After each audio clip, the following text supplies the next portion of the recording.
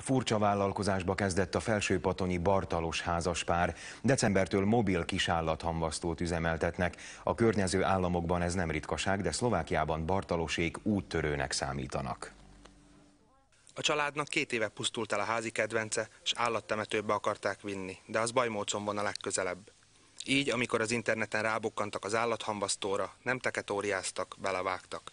Elhatároztuk, hogy aztán utána érdeklődtünk, és hogy Magyarországon, Sopronban volt egy fiatalember, aki ezzel foglalkozott. Mondom, megkérdezem őtől, hogy honnan szerezte a gépet. Fölhívtam, és azt mondja, hogy nem fogja elhinni, de ma határoztam, hogy eladom az egész gépet.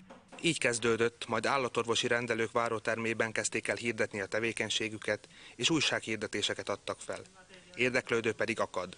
Minden nagyobb az érdeklődés iránta, mivel tehát elviszik a kutyust, vagy helyben, vagy a háznál történik ez a hamvasztás, és egy kis urnát kapnak még. Az embereknek tetszik a kezdeményezés.